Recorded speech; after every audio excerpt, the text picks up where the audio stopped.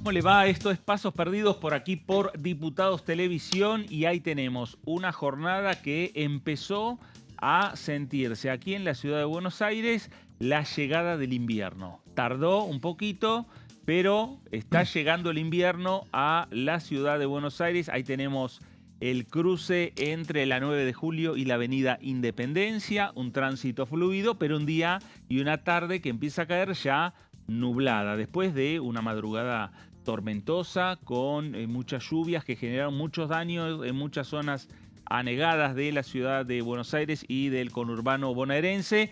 Ahí estamos viendo, no está lloviendo, no se mantuvo sin llover durante gran parte del día de hoy, pero lo cierto es que la temperatura empezó a descender, ya estamos en 15 grados y con pronóstico de descenso de la temperatura mientras cae la tarde y nos metemos de lleno en lo que tiene que ver con la tarea en este Congreso Nacional. Señor Pablo Varela, ¿cómo le va? Buenas tardes. ¿Cómo te va, Fer? Muy buenas tardes para vos. Efectivamente, con frío en la ciudad de Buenos Aires empezó a sentirse el rigor de este frente frío que ingresó, pero bueno, con información, ¿no? Porque efectivamente el Congreso se mueve, tal vez a un tiempo más lento que lo que sucedió semanas atrás en extraordinarias, pero no deja de haber movimientos y la Casa Rosada también está muy movida con los movimientos del presidente en Estados Unidos, con los escándalos de Adorni, con Karina Milei en San Juan. Así que veremos si efectivamente logra el oficialismo juntar los consensos para poder sesionar en la semana del 20. Muy bien. Señor Claudio Mardones, ¿cómo le va? Buenas tardes. Señor Fernando Fraquelli, muy buenas tardes para usted, también para el señor Pablo Varela, muy buenas tardes y sí, estamos en un momento en donde empiezan a aparecer algunas definiciones muy importantes. Algunas que tienen su origen aquí en la Cámara de Diputados, pero que se están resolviendo en la justicia. Tenemos en este caso específico una novedad que marca la tarde informativa y es finalmente la decisión de la Suprema Corte de Justicia de negar el recurso extraordinario de per saltum que había presentado la Procuración del Tesoro en la controversia respecto a la constitucionalidad o inconstitucionalidad en la reforma laboral y también del efecto suspensivo que había dictaminado el juez Raúl Ojeda. Todo eso había quedado suspendido en segunda instancia. En el camino de ese proceso, la Procuración del Tesoro presentó un per saltum y la respuesta de la Corte fue negarlo porque consideran de que no están los requisitos cumplidos para darle curso a esta presentación, que no es otra cosa que un recurso que puede presentar el gobierno para sortear instancias intermedias antes de terminar en el máximo tribunal. Bueno, la respuesta del máximo tribunal es no. Tiene que seguir por el camino previsto, instancia por instancia, en la justicia. Bueno, una herramienta utilizada en otras épocas, Sí, también durante mucho tiempo. Uno recuerda el per saltum, cuando se habla mucho de esa figura jurídica, Sí. uno se remonta enseguida a la época de Carlos Menem. Exactamente, totalmente. La Per decisión saltum política. para las privatizaciones. Exactamente, Exacto. nos vemos en la Corte, es el planteo. Bueno, empiezan una serie de cuestionamientos, especialmente en distintos foros de la justicia, bueno, que lo resuelva directamente la Corte. Acá hay una clave y que tiene que ver con la argumentación respecto a cuáles son los puntos que puede argumentar la Procuración del Tesoro. Lo que habían argumentado en el escrito era precisamente que había un riesgo de carácter nacional ante la posibilidad de que quedara frenada la reforma laboral en 80 de sus artículos. Lo cierto es que finalmente ese argumento no terminó de convencer al máximo tribunal y bueno, hay que ver cómo va a continuar esta controversia ahora en segunda instancia. Bueno, si nos metemos en la actividad que tiene netamente que ver con el Congreso Nacional y que tiene que ver obviamente con la Cámara de Diputados, el oficialismo está trabajando a ver si puede llegar a existir la posibilidad de una sesión el próximo día 20. Efectivamente. Por tal motivo tuvo reuniones ayer con el bloques denominados dialoguistas. A partir de esas reuniones hubo algún coletazo. Hoy, desde el punto de vista parlamentario, que tiene que ver con que un bloque se ha quedado con menos integrantes. Hablamos del Interbloque Unidos, que pasó de tener 22 integrantes a tener 20. ¿Por qué? Porque los dos diputados de la coalición cívica, Mónica Frade y Maximiliano Ferraro, se fueron y generaron su bloque de manera independiente, que es el bloque de la coalición cívica, el viejo bloque de Elisa Carrió. Esto tiene que ver con lo que ha sucedido ayer, con las reuniones en la cual participó Gisela Scaglia. Exactamente, es una consecuencia, una esquirla, podríamos decir. Exactamente. Sí, y me parece un temario que por lo menos propone el oficialismo, le propuso el oficialismo a estos bloques aliados, ambicioso. Digo ambicioso porque se tocan temas ríspidos. Hojarasca tiene dictamen, pero también se habló de la posibilidad de avanzar en lo que es el PCT, lo que tiene que ver con las patentes. Y obviamente ahí hay interés de Estados Unidos, hay fricciones entre los laboratorios, entre las cámaras nacionales, que es Silfa y KM, que es la que representa a los laboratorios extranjeros. Y otro tema sensible también que se hablaba era el de zonas frías. ¿Sí? ¿Por qué digo que es sensible? Porque tiene que ver con energía, que obviamente siempre es una cuestión estratégica para cualquier país, y porque además tendría eventualmente impacto en las tarifas para una amplia zona del país. Por lo tanto, nadie quiere votar a favor de un proyecto de ley que te va a aumentar el costo o la tarifa o la boleta de gas, básicamente. Exactamente. ¿No? O sea que, y que no tienen dictamen, ninguno de los dos. Exactamente. Y desde el oficialismo dicen, no lo mencionen como zona fría. No se llama más zona fría, se llaman medidas energéticas. Es de esa denominación que tiene este proyecto. Claro. Que modifica la ley de que se denominó zona fría. Claro, es la ampliación, ¿no? Exactamente, porque abarca mucho más que el tema de la zona, sino abarca también temas que tienen que ver con el transporte de la energía. Sí, totalmente. Reconfigura en parte uno de los debates que ha atravesado al Congreso de la Nación y que ha sido un planteo impulsado por distintos gobernadores de provincias que en momentos del invierno afrontan muy bajas temperaturas, un incremento del consumo especialmente de gas, un impacto directo ante el cálculo para la aplicación de un subsidio que mitigue el impacto del aumento, especialmente en las etapas de mayor consumo. Fue un planteo en su momento de quien estaba transitando su primera gobernación en Mendoza, Alfredo Cornejo, una de las discusiones más duras que tuvo con el entonces presidente Mauricio Macri, y de ahí en adelante ha sido un planteo que se ha reiterado con cada uno de los gobiernos. Zonas frías implica una definición en torno a los cálculos del alcance del subsidio para limitar el impacto del alto consumo con altas tarifas. La reconfiguración que está planteando el gobierno en este momento, bueno, es concentrarlo pura y exclusivamente en los sectores más vulnerables de la escala socioeconómica y quitarlo directamente para las franjas de clase media y también los que ya tenían los consumos. Las provincias afectadas en este caso están directamente vinculadas con lo que nos decías vos, Pablo Varela, y tiene que ver con provincias que tienen además un peso electoral muy importante y también en términos del humor, especialmente en esto. Abríamos el programa con un invierno que parece que se está anticipando en este otoño. Claro. Me refiero a las provincias de Córdoba, de Buenos Aires, de Santa Fe, de San Juan, de Mendoza. Bueno, estamos hablando de la zona centro, uno de los puntos que va a desatar toda una discusión respecto a quién va finalmente prestando el voto para que avance este nuevo recorte en lo que ya no quieren llamar como zonas frías. Bueno, en estos temas, como también el tema vinculado con hojarasca, también vinculado con el tema de patentes, entraron en la discusión en la jornada que ayer convocó el presidente de la Cámara, Martín Menem, a la oposición dialoguista y que encabezó Gabriel Bornoroni, el presidente del bloque de La Libertad Avanza. Y ahí participaron representantes de la Unión Cívica Radical, del PRO, de algunas fuerzas provinciales, del MID, que estuvo Oscar Sago, y participó Gisela Scaglia, también, de Provincias Unidas. Claro, el interbloque de Provincias Unidas o el interbloque de Unidos es muy heterogéneo. Tiene muchas visiones que de repente tiene algunos sectores que están, digamos, más críticos del gobierno que otros sectores internos, ¿no? Exacto. Y bueno, dentro de esos sectores más críticos está la coalición cívica, que tomó la decisión de, bueno, abrimos, lo plantearon en buenos términos, en reuniones internas de lo que era en ese momento el interbloque de Unidos, pero lo cierto es que también lo comunicaron Maximiliano Ferraro por las redes sociales. Diré, si podemos, ahí tenemos el tuit de Maximiliano Ferraro, donde señala que los diputados nacionales de la coalición cívica,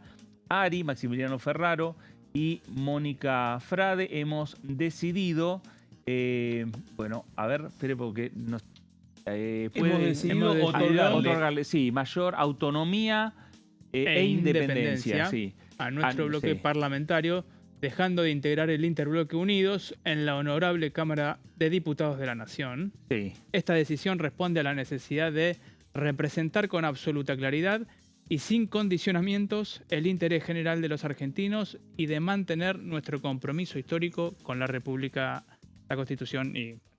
Bueno, un largo tuit, un largo documento de Maximiliano Ferraro, el titular del bloque de la coalición cívica, acompañado por Mónica Frade, los dos diputados que dejan el interbloque de Unidos y, por lo tanto, se ve que van a trabajar de manera más independiente. Exactamente. En las discusiones que se vienen, ¿no? Sí, podemos decir que el bloque de la coalición cívica vuelve a cortar con las demás articulaciones que había tenido en su momento. Especialmente cuando formó parte de Juntos por el Cambio, ahora en esta nueva versión del interbloque que abandona. Y eso, ¿cómo van a jugar esos dos votos de ahora en adelante? Especialmente porque hay otro dato muy importante. Y es que la coalición cívica enfrenta su volumen más pequeño desde las décadas que ya acumula este espacio inaugurado por Elisa Carrió cuando ocupaba una de las bancas más importantes en la Cámara de Diputados. Bueno, la dimensión ahora son 2 escaños, un número impensable hace 20 años atrás para la coalición cívica. Bueno, esto también genera otras consecuencias. A partir de cómo quedan conformados estos bloques e interbloques, al reducir su número, el interbloque de Unidos, que pasa a tener de 22 a 20 diputados, la tercer fuerza en la Cámara de Diputados termina ya consagrándose Fuerzas por el Cambio, sí, señor. Que integra la Unión Cívica Radical, el PRO, el MID, y el diputado de la provincia de Santa Cruz. Garrido, José Luis Garrido por Santa Cruz. Ese interbloque que está consolidado con 22 integrantes, ahí había una disputa qué bloque era, quién era la tercera fuerza. Exacto. Pero los dos tienen 22 diputados nacionales. Ahora, a partir de lo que ha sucedido con la coalición cívica que se va de Unidos, queda con 22 diputados nacionales el bloque de Fuerzas por el Cambio. De esa manera van a designar al vicepresidente tercero de la Cámara de Diputados, que era un cargo que estaba por ahora vacante. Así que me parece que el bloque de Cristian Ritondo, ese interbloque de Cristian Ritondo, debe estar pensando quién va a ser el hombre o la mujer que sea vicepresidente o vicepresidenta tercera de la Cámara de Diputados de la Nación. Y por el otro lado, hoy me decían desde el oficialismo que habría que designar también a un representante por la minoría en el Consejo de la Magistratura. Claro, otro lugar. Y que sería también para la tercera fuerza.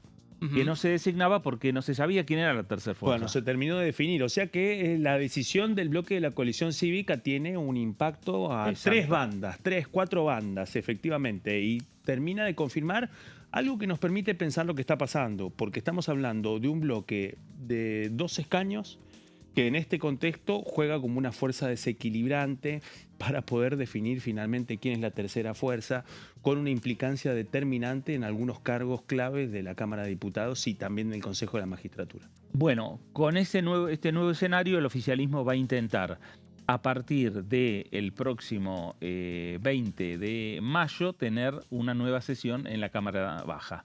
Para eso ya tiene el dictamen de la ley Hojarasca, pero necesita otros dictámenes, lo que decía Pablo. Para la semana que viene va a estar convocándose plenarios de las comisiones para discutir el tema de patentes. ¿no? Ahí es un está tema clave. Relaciones exteriores. Exactamente, estaba también industria, si no me equivoco, porque hubo una reunión plenaria convocada que efectivamente después fue suspendida. Claro. Es decir, ahí es un tema muy sensible. Recordemos que este tratado tiene media sanción desde 1998 en el Senado, pero no pierde su estado parlamentario. Y bueno, ahí se cuela también la cuestión del reciente tratado comercial con los Estados Unidos, que no es exactamente lo mismo, pero sí está mencionado en ese acuerdo comercial. Había una suerte de fecha límite del 30 de abril, pero que no en realidad era dar señales de que había voluntad para avanzar. Bueno, ahí están las comisiones convocadas. Bueno, y hay otros temas que tienen que ver con la agenda del Congreso que se reparten entre el Senado y la Cámara de Diputados. Hablamos del tema del proyecto de ley de salud mental.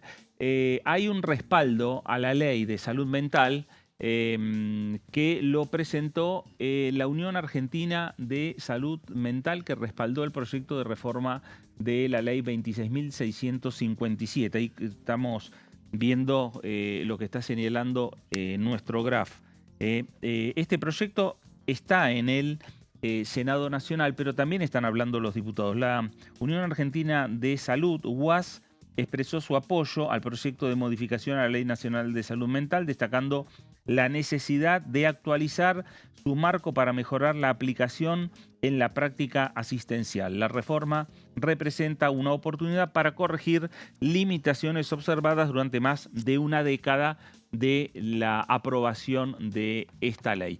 Habló Pablo Schedlin, diputado nacional de Unión por la Patria, sobre este tema. Después de la pandemia, digamos, la carga de enfermedad por enfermedad mental aumentó. Te diría que hoy más del 25% de la carga de enfermedad en la Argentina son problemas de salud mental. Todo lo que refiere a la salud mental, ¿no? Lo que tiene que ver con las adicciones, lo que tiene que ver con las depresiones, con las ansiedades, con las angustias, con los trastornos bipolares, con las enfermedades más graves mentales, la esquizofrenia, pero las propias neurosis también. Y ese tema es de enorme importancia para el país y para la Argentina. Acá la discusión es si el problema se soluciona con una nueva ley, si esta ley viene a aportar algo a la problemática o que en realidad lo que tenemos es una falta de gestión del gobierno nacional y también quizá de algunas jurisdicciones, sobre todo de asignación presupuestaria para esta problemática que va en crecimiento. O es un problema de normas, ¿no? Entonces, esta discusión se viene dando hace rato. Nosotros hemos tenido proyectos de reforma de ley de salud mental. Si ustedes recuerdan, por ejemplo, el primer original de la ley Bases que presentó Milei, derogaba la ley de salud mental, directamente la derogaba. O sea, punto, se acabó. Ahora vienen con una propuesta superadora, no la derogan, sino que la modifican en varios de los aspectos. A mi manera de ver, es un retroceso, porque devuelve la idea de la salud mental. La ley que nosotros tenemos hoy es una ley del 2010, es una ley que de alguna manera evolucionó de la idea del tratamiento manicomial, o sea, de las personas con enfermedades graves de salud mental debían ser internados en forma crónica. La Argentina estaba plagada de manicomios, instituciones psiquiátricas para internación de por vida prácticamente de los pacientes. Hoy la salud mental ha cambiado y el 2010 generó una nueva ley con un paradigma de derechos en el paciente para que el paciente no sea ni abandonado ni obligado a internarse si no lo quiere y que sí sea tratado, ¿no? La gran cantidad hoy de patología mental no requiere internación crónica, casi la mayoría no requiere internación. Hay un grupo que sí, de internaciones cortas, abreviadas, y el paciente puede volver a su entorno familiar, a su casa, a su familia, para la contención. Bueno, la ley del 2010 avanzó en ese sentido, que es el mismo sentido que avanzó las Naciones Unidas, que avanzaron los pactos internacionales sobre salud mental, la Organización Mundial de la Salud. Así que la ley estaba en esos parámetros, generaba una cosa muy interesante, es que daba a la atención de salud mental, a un equipo de salud mental. El equipo de salud mental estaba formado por una serie de profesionales, donde estaban los psiquiatras, pero también estaban los psicólogos, los asistentes sociales, distintas profesiones que hacen al entorno de la problemática de la salud mental. Y esta es una ley que vuelve hacia atrás, prácticamente dejando las responsabilidades únicamente en psiquiatras.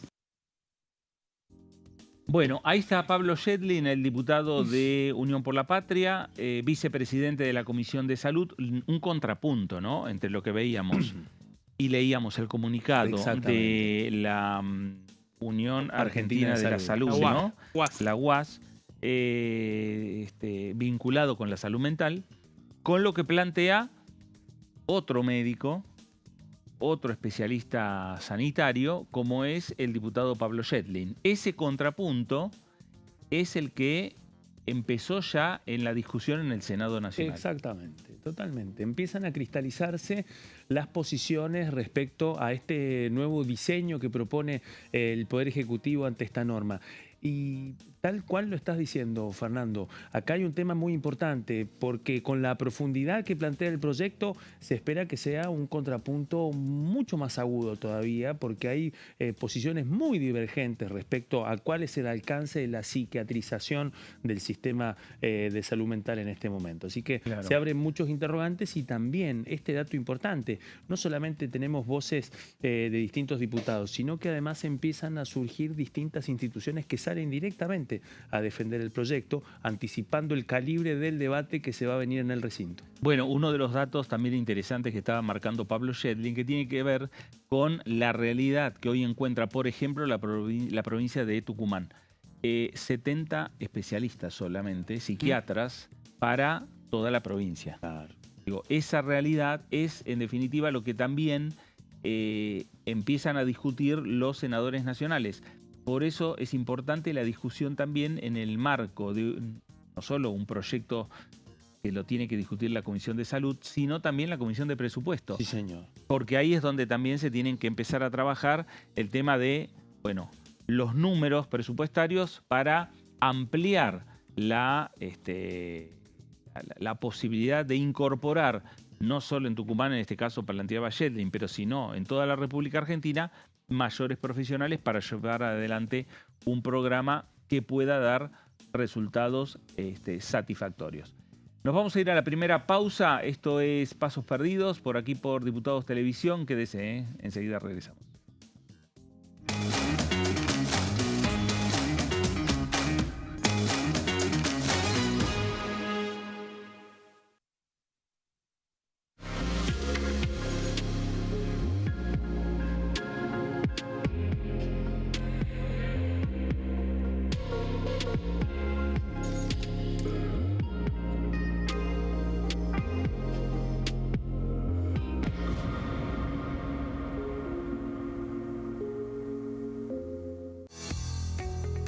¿Quiénes conforman el Congreso? El Congreso de la Nación está conformado por la Cámara de Diputados y la Cámara de Senadores. La Cámara de Diputados representa al pueblo de la Nación Argentina. Esto significa que las provincias más grandes y con mayor cantidad de habitantes tienen muchos más diputados que las provincias más pequeñas. La manera de establecer las cantidades es proporcional. Por ejemplo, la provincia de Buenos Aires cuenta con 70 diputados nacionales y la provincia de Tierra del Fuego con 5. La Cámara de Senadores representa a las provincias. Cada provincia envía 3 senadores al Congreso Nacional. El total de senadores es 72, dado que las provincias argentinas son 24. Este es el número fijo, estipulado por la Constitución Nacional. Cada 2 años, el Congreso Nacional renueva la mitad de sus diputados y 1/3 de sus senadores nacionales. El mandato de los senadores es de 6 años, mientras que el de los diputados es más breve, dura solamente 4 años.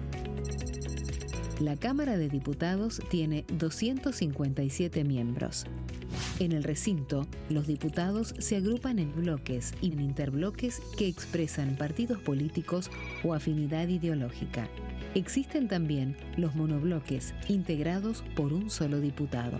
El bloque oficialista se dispone a la derecha del presidente de la Cámara, el bloque opositor mayoritario a la izquierda, y en el centro, los bloques con menos cantidad de integrantes.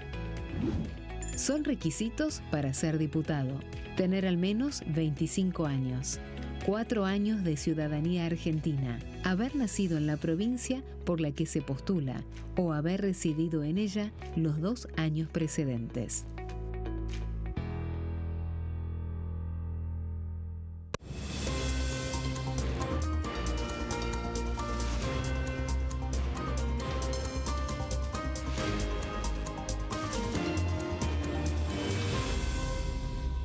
Consenso, de lunes a viernes, 12 horas. El sarampión es una enfermedad viral altamente contagiosa. Que no juegue con tu hijo. Puede poner en riesgo especialmente a menores de 5 años no vacunados. Ante la aparición de fiebre y manchas rojas en la piel, consulta de inmediato con un médico. La vacuna es la única forma de prevenirlo y es parte del calendario nacional de vacunación. Es segura, gratuita y está disponible en vacunatorios, centros de salud y hospitales públicos del país. Vos ya tenés esta vacuna, dásela a tus hijos.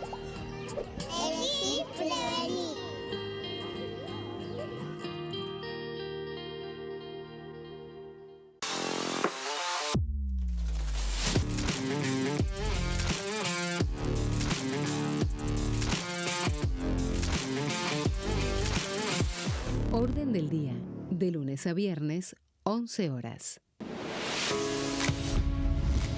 ¿Cómo funciona el Congreso?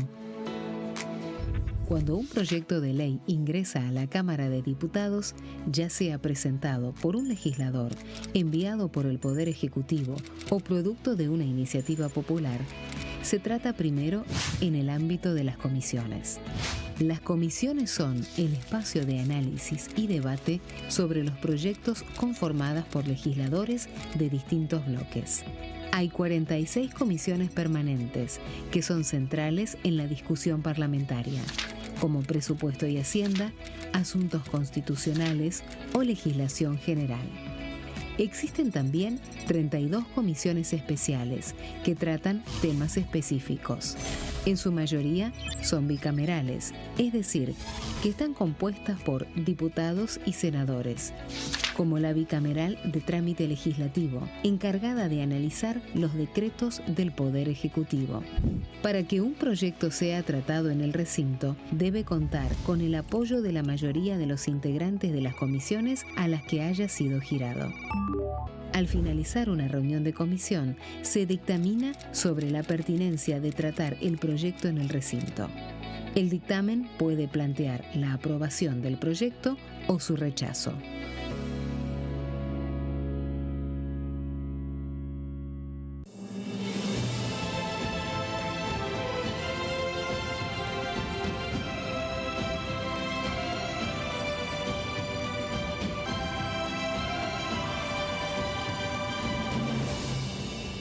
La bancada, de lunes a viernes, 13 horas. Leyes en un minuto. Acuerdo Mercosur-Unión Europea. Este acuerdo surge luego de 25 años de negociaciones entre ambos bloques y fue ratificado en diputados con 203 votos a favor, 42 en contra y 4 abstenciones. Gracias a esta ley, se crea una de las zonas de libre comercio más grandes del mundo, alcanzando a casi 800 millones de consumidores. En un contexto de fragmentación económica, funciona como una alianza estratégica de cara al futuro. Los puntos más importantes del acuerdo son la eliminación de impuestos y aranceles de importación, lo que facilita el comercio bilateral y la cooperación técnica entre ambos bloques. El acuerdo no se limita a bienes físicos, sino que también incluye regulaciones sobre servicios, propiedad intelectual y desarrollo mutuo. Además, establece un mayor acceso al mercado europeo para productos como carnes, vinos y agroindustria. Adicionalmente, contempla el ingreso de maquinaria y vehículos de origen europeo. Tras ser aprobado por el Congreso, Argentina y Uruguay se convirtieron en los primeros países del Mercosur en ratificar el acuerdo. Este acuerdo consolida una alianza comercial estratégica entre ambos bloques.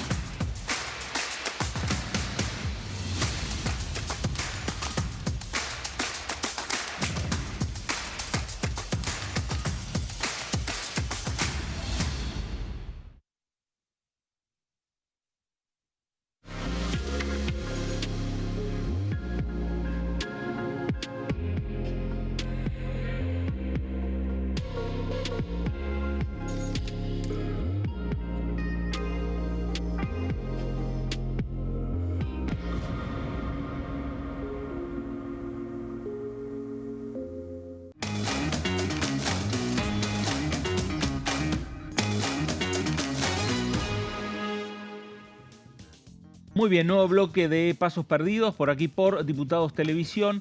Una jornada en la cual gran parte de la política se trasladó de la ciudad de Buenos Aires a la provincia de San Juan. ¿Por qué? Porque se está desarrollando ya desde hace 2 días una Expo Minería. Y en el marco de que de la semana, del día en definitiva, de la minería en la República Argentina. La presencia de la Secretaria General de la Presidencia, Karina Milei.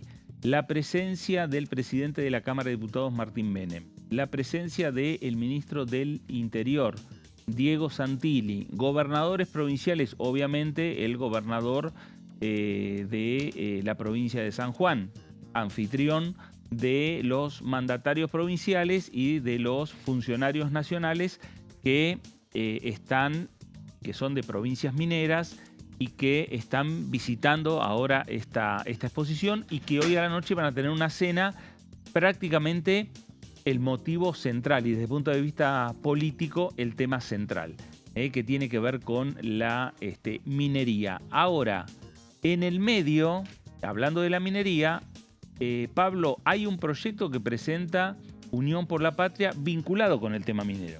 Sí, exactamente. Hay un proyecto que presenta, como decís, Fer, Unión por la Patria, que tiene que ver con generar o con crear un régimen previsional para los trabajadores de la minería, ¿no? Esta actividad que el gobierno de Javier Milei desde un inicio ha puesto en el centro de la escena económica como uno de los actores fundamentales para el crecimiento de la economía argentina. Y este proyecto, que vamos a estar ahora repasando, tiene que ver con esto que decíamos recién, generarle una jubilación, ¿sí?, a una actividad que tiene gran rentabilidad, por eso atrae muchas inversiones, pero que obviamente tiene o conlleva un desgaste especial, ¿no?, para las personas que desarrollan esta actividad. Acá lo que vemos en esta primera placa es que hay un proyecto que tiene como objetivo crear un sistema jubilatorio diferencial, es decir, separado del resto, con la actividad minera y que se integra al SIPA, que es el Sistema Integrado Previsional Argentino, y que tenga obviamente en cuenta lo que impacta en la salud o las características que tiene esta actividad en la salud de los trabajadores y por lo tanto generar este régimen previsional o este régimen jubilatorio especial para los trabajadores de la minería. Dentro de lo que plantea, tiene que ver con una jubilación anticipada, es decir, con una jubilación que establezca una edad de retiro más baja que la que tenemos la mayoría de los trabajadores, hombres en 65 años, mujeres en 60 años, pero bueno, acá vemos en lo que tiene que ver con la minería a cielo abierto, en la próxima placa lo vemos, cuáles son las edades, las distintas edades que se establecen. Cielo abierto, hay una distinción entre cielo abierto y lo que se hace bajo tierra.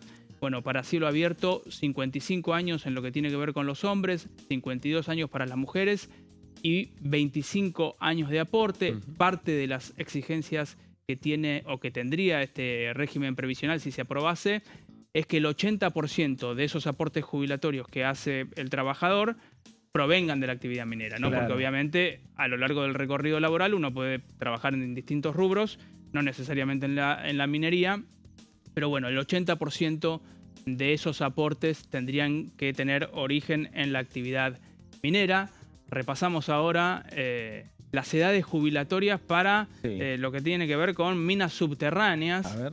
Que es todavía más bajo, porque obviamente uno intuitivamente, ¿no? Dice, che, esto es más insalubre que otras actividades. Claro, esto tiene que ver con el trabajo, el duro trabajo que desarrollan, duro, ¿no? totalmente, sí. Entonces, por eso... Lo desgastante que es. Es bueno aclararlo, porque alguno, a lo mejor medio despistado, ve y dice, ¿cómo se van a jubilar a los 52 años una mujer que esté trabajando en determinado lugar? Bueno, trabaja en la actividad minera. Claro, exactamente. Que no es poca cosa. Exactamente. Bueno, ahí vemos. Es la siguiente placa, pero lo tengo acá y lo podemos leer. Sí. 50 años para los hombres, Ahí 47 está. años, ahí estamos, gracias, 47 años para las mujeres y 20 años de aportes, ¿sí? Un poco menos de aportes o un poco menos, está bien, sí, de aportes efectivos en relación a lo que tiene que ver con minas de cielo abierto. También el 80% de los aportes tienen que ser provenientes de la actividad minera, es decir, que el 80% de la vida laboral, por lo menos registrada, de estos trabajadores debería estar en una empresa que desarrolla la actividad minera. Y también se pide a las empresas y al trabajador que se haga un aporte extra, ¿sí? A lo que está estipulado por ley, un porcentaje extra. Esto tiene que ver con financiar el régimen, financiar una caja que sería, entiendo yo, aparte, ¿no? de la general.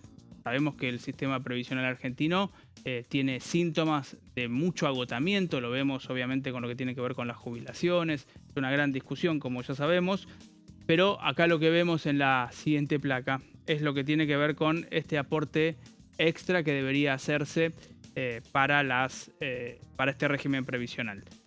Bueno, las empresas tendrían que aportar un 2% en el primer año, un 3% extra en el segundo año, un 4% extra en el tercer año y a partir del cuarto año un 5% extra, y los trabajadores, en la parte que le toca de esfuerzo al trabajador, un 2% adicional, ¿sí? Para poder aportar a esa caja, a ese régimen de reparto, pero lo que tiene que ver con minería. Y para mencionar a algunos de los autores de los proyectos, del proyecto, bueno, Blanca Osuna, Carlos Castañeto, Juan Marino, Diego Giuliano, Lorena Pocoic, Unión por la Patria, de distintas vertientes, ¿no? Vemos más cercanos al kirchnerismo, como puede ser Pocoic o Castañeto, Marino, que viene más de los movimientos sociales, Blanca Osuna es una representante de las provincias de Entre Ríos, Diego Giuliano es del masismo, pero me parecía interesante, ¿no? En el Día de la Minería, en el día en el que vamos a ver a Karina Milei, con buena parte de los gobernadores vinculados a la producción minera. También va a estar Córdoba y Santa Fe porque tiene pymes proveedoras a la industria minera, es muy interesante. Muchos legisladores acompañaron la readecuación de glaciares por ese motivo. En ese día, un poco marcar el contrapunto, si se quiere, o marcar la representación distinta, ¿no? Siempre, obviamente, el peronismo tratando de hacer hincapié en los trabajadores. Nada, un proyecto que veremos si prospera, si tiene chances de tener recorrido acá en la Cámara Baja.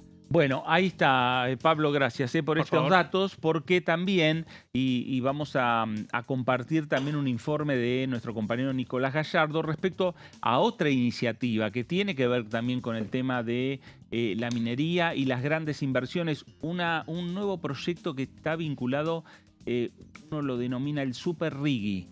Ahí está un tuit del presidente Javier Milei anunciando, anuncio en puerta. Dado que no podemos comprarnos un B-52 Spirit, no me queda otra que lanzar una mega bomba desde el avión presidencial. Estaremos mandando al Congreso una ley sobre Super Rigi, el cual tiene mayores ventajas que el Rigi original y que aplicará para sectores que nunca han existido en Argentina. De ese modo, escribió el presidente, se podrán crear nuevas empresas que satisfagan las necesidades productivas de los nuevos sectores. Bueno, ahí está. ¿Por qué hace referencia al RIGI? Porque el RIGI fue lo que se aprobó en el proyecto de ley bases. Y parece que vuelve con un planteo de algunas inversiones que estarían vinculadas a una expectativa de ampliación de lo que es el régimen de incentivos para las grandes inversiones. Bueno, a ver qué es lo que nos dice y nos preparó Nicolás Gallardo. Todo esto es muy reciente, lo vamos hace un rato con este anuncio que hizo este mediodía el presidente desde el avión presidencial. Y ahí justamente lo que estamos viendo será una nueva edición del régimen de incentivo a las grandes inversiones. Ahí lo vamos a explicar para quien no sepa de qué estamos hablando. Según Javier Milei, tendrá mayores ventajas que la anterior edición y van a contemplar a más sectores productivos que no estuvieron incluidos en estos últimos año y medio que tiene cierta vigencia el RIGI.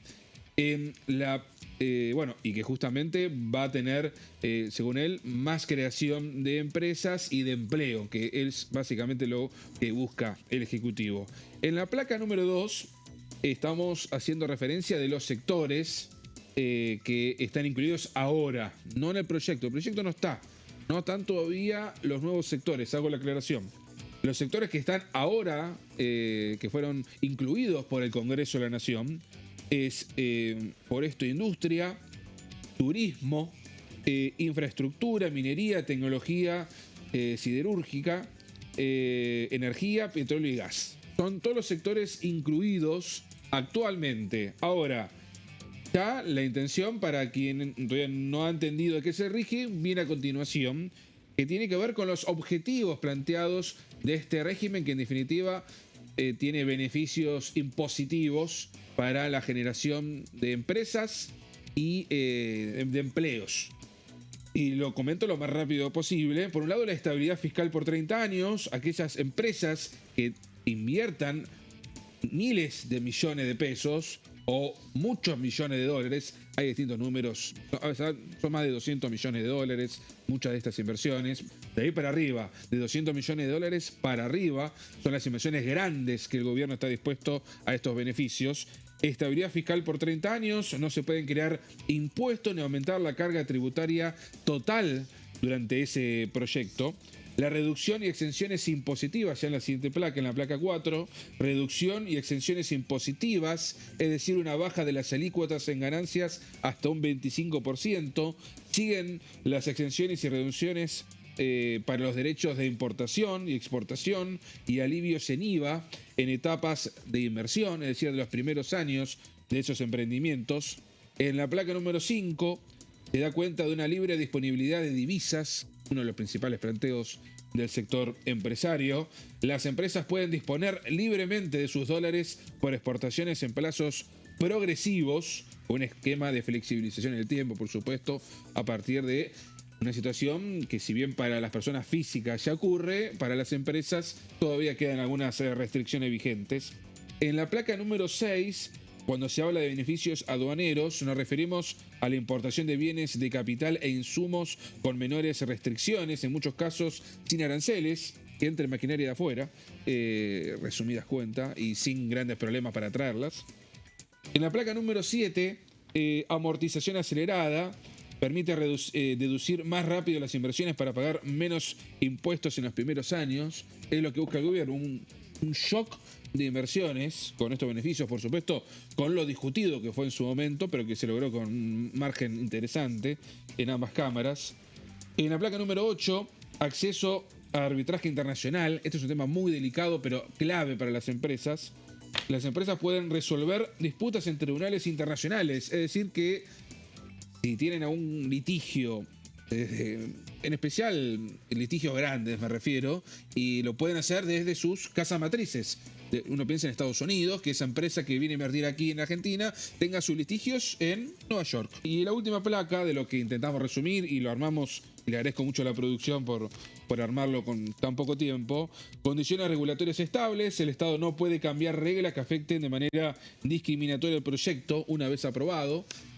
Bueno, es un resumen de lo que en definitiva es un proyecto, o mejor dicho, ya es una ley de exenciones impositivas para las grandes inversiones que abarca varios sectores. Pregunté en el Ministerio de Economía si están los otros sectores que van a ser incluidos. Por ejemplo, en la construcción hay un régimen especial, pero buscan que sean de inversiones más pequeñas. Digo, construcción, que es el que consulté hace un rato, buscan que haya, en vez de que sea de 200 millones de dólares para arriba, que sea de 50 millones.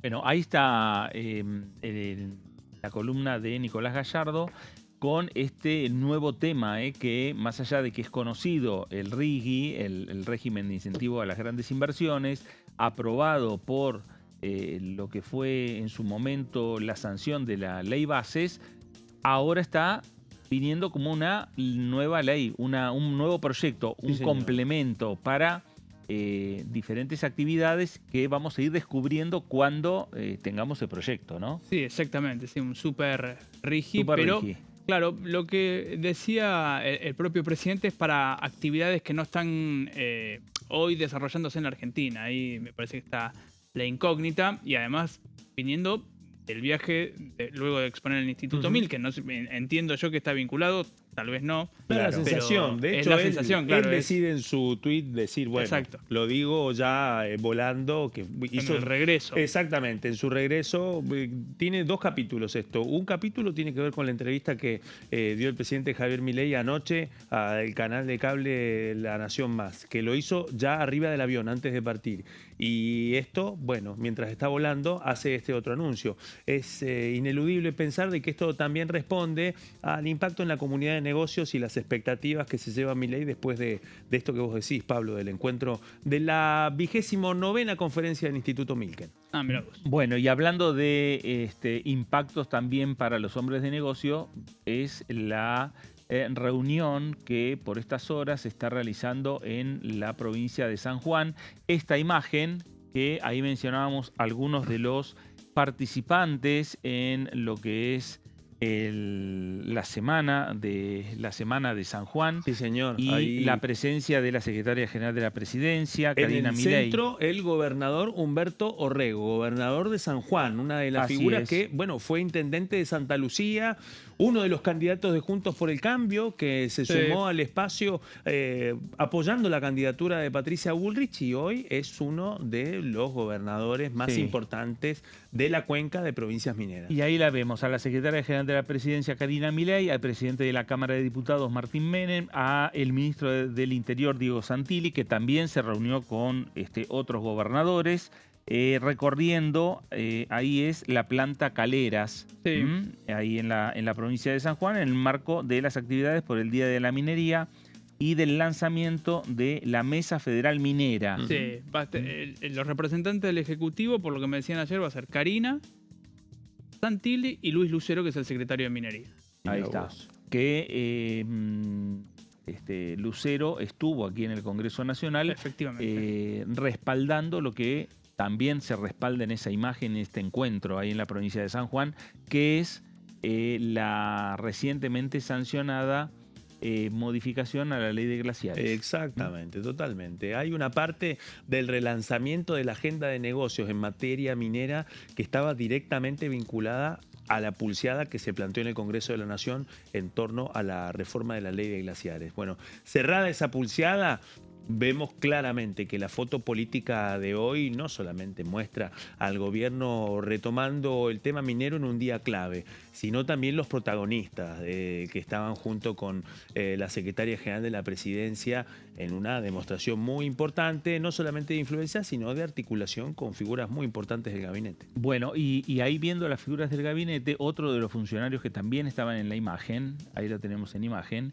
es Eduardo Lule Menem. Exactamente, atrás de Orrego. Exactamente. Ahí está. Ahí está. Ahí hay un senador, ¿no? Que nunca recuerdo, el senador sanjuanino, Luciano Olivera es. Lucero, sí. Lucero. Olivera Lucero. Olivera Lucero, exactamente. Sí, exactamente. Senador por la provincia de San Juan. No estaban los otros senadores, ¿eh? No. Los otros 2 senadores por San Juan, que uno de ellos es el ex gobernador. Que votó a favor de la... Exactamente, que votaron a favor. Votó a favor de la ley de glaciares. el senador por San Juan y votó a favor la senadora Corpacci. Exactamente, Corpacci, Uñac, bueno, sumaron finalmente su respaldo. ¿Por qué? Y vale la pena destacar este dato. Porque entre las distintas fuerzas políticas en San Juan se han terminado de cristalizar algunos respaldos respecto a la política minera del gobierno que se están cristalizando en los votos que hemos registrado en la sanción de la reforma de la ley de glaciares, por ejemplo. Claro, exactamente. Bueno, Uñac se lanzó a ser candidato a presidente, señor, por lo menos un precandidato. Un precandidato en un Sí. momento en donde Uñac aparece en este escenario de la discusión del panperonismo con 2 cuestiones. Primero, con instalar la idea de la necesidad de que haya una interna dentro del peronismo para definir finalmente quiénes van a ser los candidatos y quiénes van a ponerse la camiseta del peronismo en 2027. Y el otro punto tiene que ver también con el peso de Uñac en este momento con el respaldo de Cristina Fernández de Kirchner.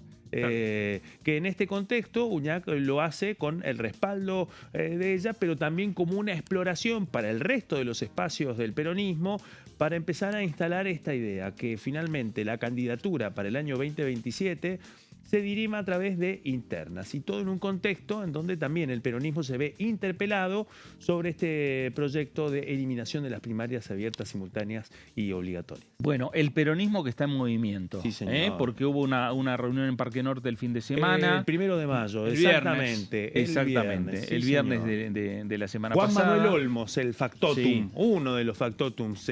Victoria Tolosa Paz, Victoria otra de Tolosa las Paz. figuras que estuvo impulsándolo. Guillermo Mitchell, Sí, también. otro de sus impulsores. Y sí, un encuentro que duró casi 8 horas, que reunió a más de 140 dirigentes, que trataron de abordar algunos de los temas de gestión del peronismo más urticantes para sus distintas tribus, seguridad y economía, pero acá un tema muy importante, hablar de programa, pero no hablar de candidatos. Bueno, y por el otro lado, Miguel Pichetto, que viene también manteniendo reuniones Efectivamente. con distintos representantes del peronismo. En los últimos días estuvo en La Plata. Con Julio Alac, Con Julio el Alac. intendente, exactamente. Hoy se conoció un proyecto presentado por Miguel Pichetto en beneficio de las pymes y para tratar de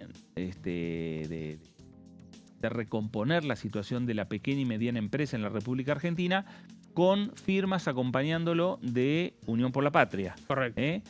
Y por el otro lado, Axel Kicillof, que también se está moviendo y viajó a la provincia de Córdoba. Ujú. El peronismo está en movimiento. Está en pleno movimiento, sí, Sí. señor. Bueno, Busca candidato. y en el medio está la discusión que dijimos anteriormente y que está en el Senado. Los cambios a la legislación electoral en la República Argentina.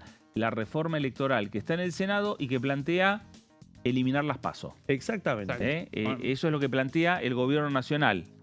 Mientras tanto vemos que el peronismo se mueve y la solución del peronismo moviéndose para buscar un candidato son las PASO.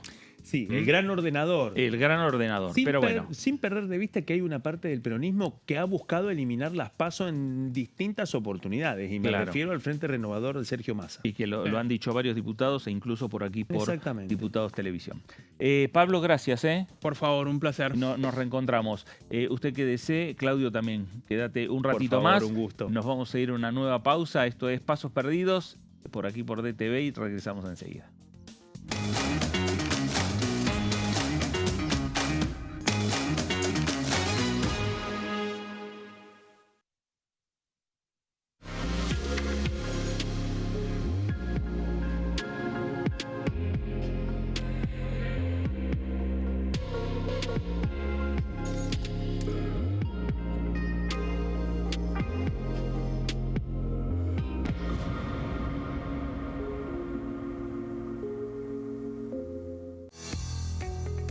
¿Quiénes conforman el Congreso?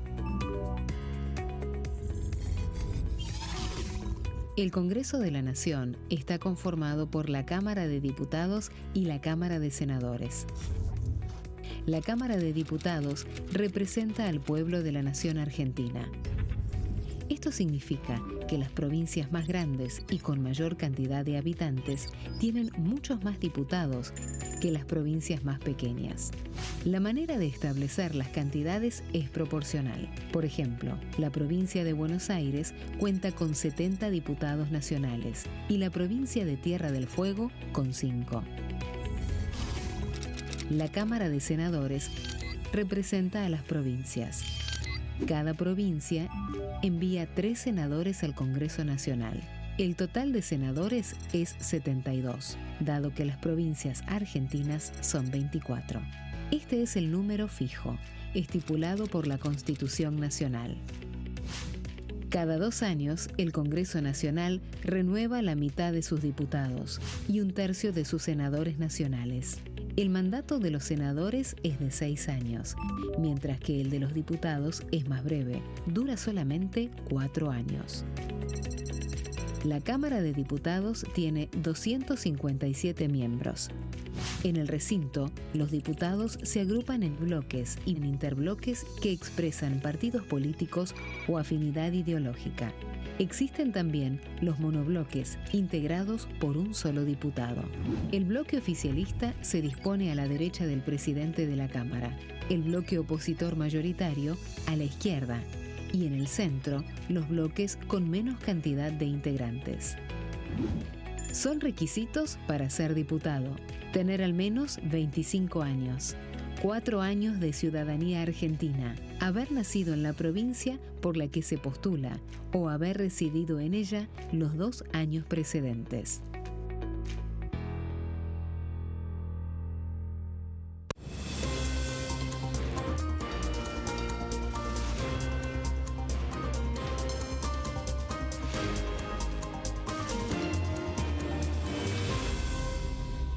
Consenso, de lunes a viernes, 12 horas. El sarampión es una enfermedad viral altamente contagiosa. Que no juegue con tu hijo. Puede poner en riesgo especialmente a menores de 5 años no vacunados. Ante la aparición de fiebre y manchas rojas en la piel, consulta de inmediato con un médico. La vacuna es la única forma de prevenirlo y es parte del calendario nacional de vacunación. Es segura, gratuita y está disponible en vacunatorios, centros de salud y hospitales públicos del país. Vos ya tenés esta vacuna, dásela a tus hijos.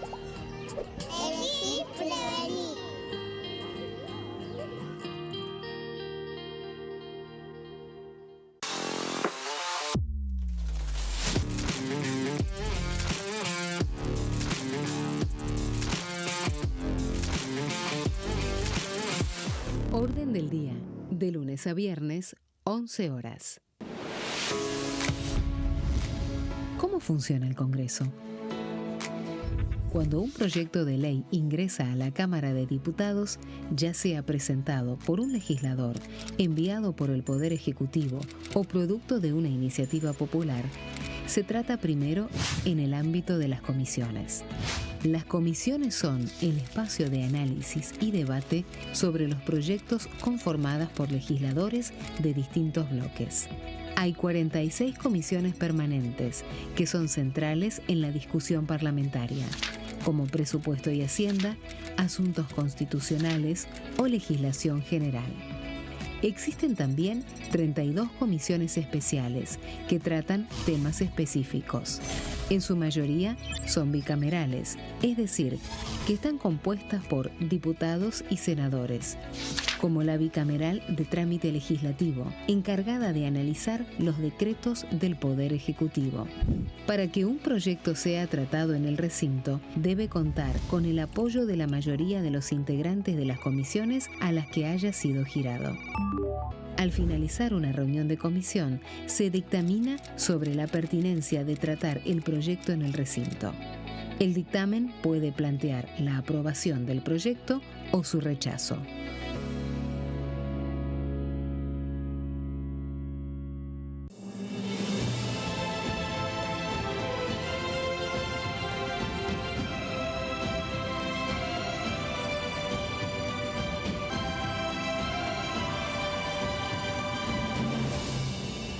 La bancada, de lunes a viernes, 13 horas. Leyes en un minuto. Acuerdo Mercosur-Unión Europea.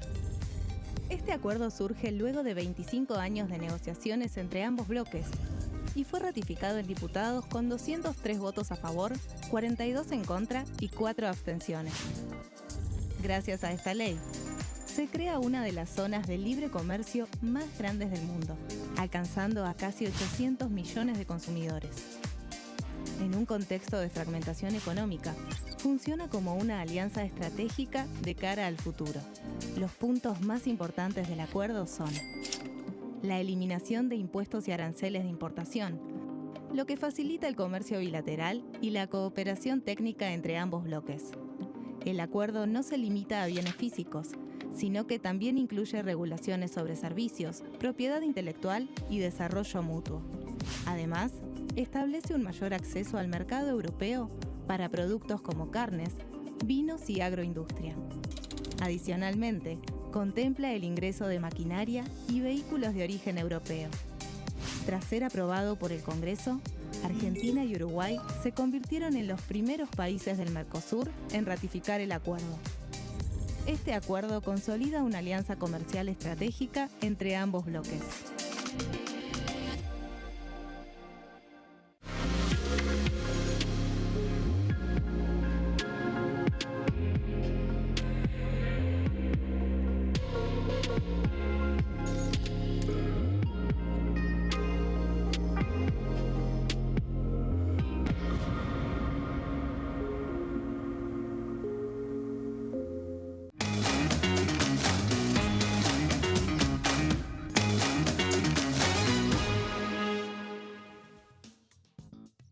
Muy bien, nuevo bloque de aquí de Pasos Perdidos, por aquí por Diputados Televisión, una jornada en la cual los legisladores nacionales, a partir de las reuniones que han tenido en la jornada de ayer, principalmente desde el oficialismo con sectores dialoguistas, están trabajando para ver si hay posibilidades de tener una sesión especial el próximo día, miércoles 20 de mayo. Por otro lado, se conoció hace minutos nada más una presentación que ha hecho un sector de la oposición encabezada por Esteban Paulón, acompañado por Mónica Frade, por Maximiliano Ferraro, por Pablo Juliano, por diputados de Unión por la Patria, para solicitar una sesión especial para el próximo día miércoles 14. Para el 14 de mayo. ¿Para qué? Para tratar los proyectos vinculados con los pedidos de interpelación al jefe de gabinete Manuel Adorni. Exactamente. Con una posible moción de censura. ¿Qué es lo que se puede llegar a discutir el día 14? Primero tienen que conseguir 129 diputados sentados en sus bancas para abrir el recinto. Y a partir de ahí, lo que puede llegar a ocurrir es el emplazamiento a dos comisiones, la Comisión de Asuntos Constitucionales y la Comisión de Peticiones, Poderes y Reglamentos, para discutir en comisión el pedido o los pedidos de interpelación al jefe de gabinete. Si prospera, si se consigue el número y se consigue el emplazamiento, es decir, ponerle fecha, día, hora a las comisiones para discutir ese tema, recién ahí entrarían en discusión con la intención de firmar dictámenes y llevar, sí, el pedido de interpelación nuevamente al recinto de la Cámara de Diputados. Exactamente. Y este no es un dato menor, especialmente por lo que está en juego. Y lo que está en juego quedó planteado la semana pasada, cuando el ministro coordinador Manuel Adorni concretó el informe número 145 de la Jefatura de Gabinete. ¿Por qué digo esto? Porque cuando terminó la exposición, cuando estaba por terminar, hubo un cruce.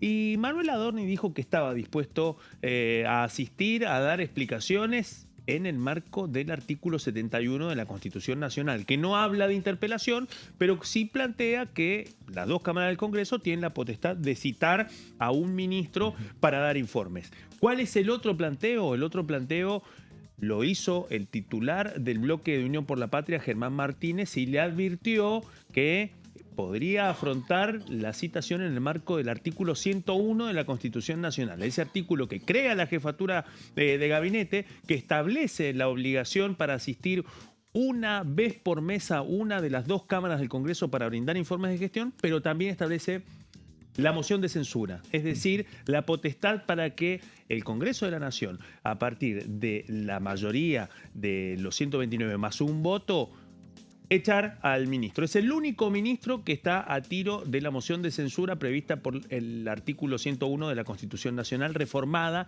en el año 1994.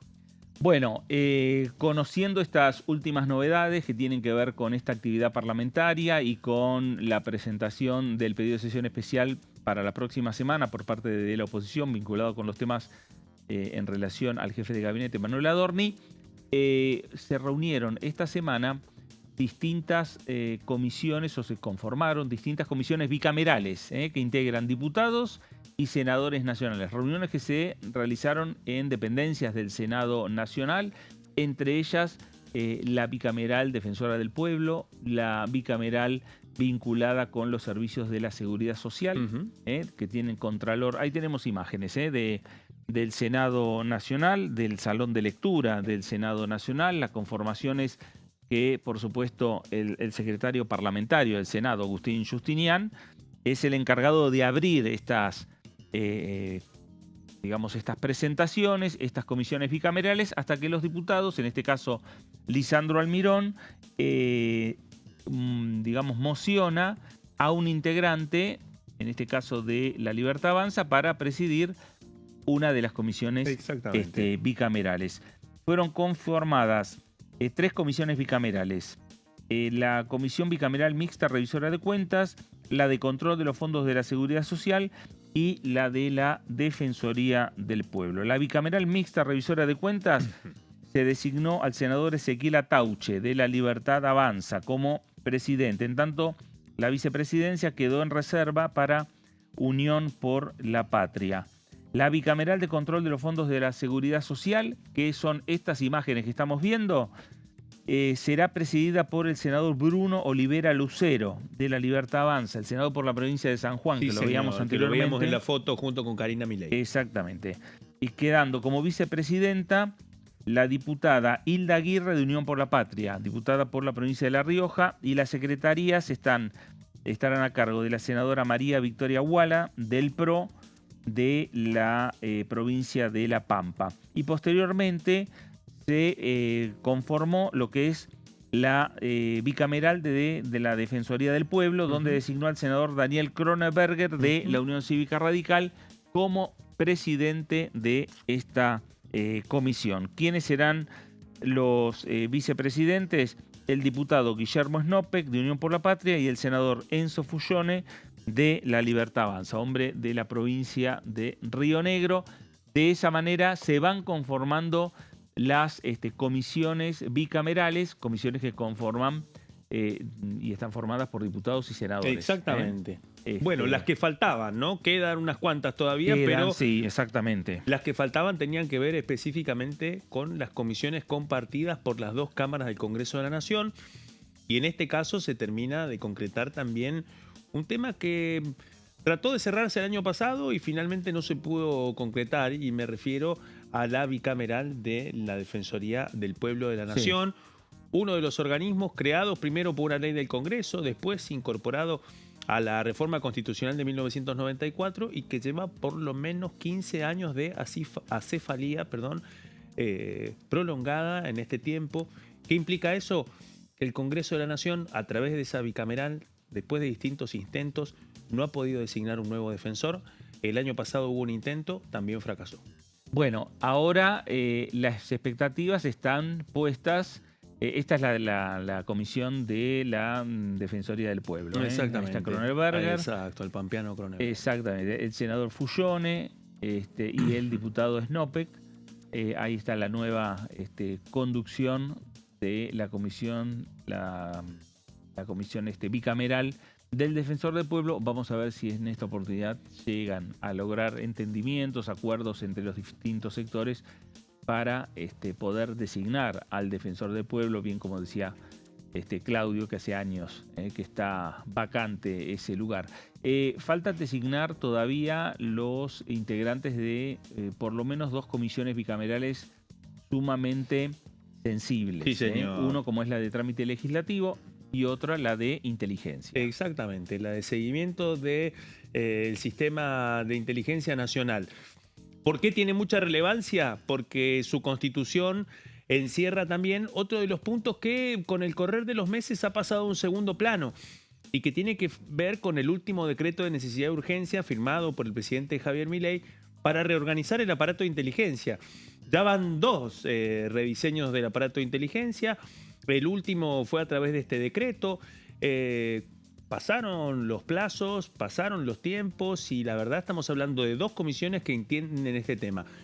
Por una parte, trámite legislativo, que falta definir su constitución, y la otra, la del seguimiento de organismos de inteligencia, en donde además ha sonado el nombre de Sebastián Pareja como uno de los posibles titulares, porque en este caso esta bicameral va a tener cabecera en la Cámara de Diputados de la Nación, así que se abre un compás de espera. Y hay otra todavía que resta saber qué es lo que va a pasar y que es la Comisión de Seguimiento de Privatizaciones. También. Bueno, ahí me dicen que el hombre que estaría designando le va a pertenecer a un senador nacional.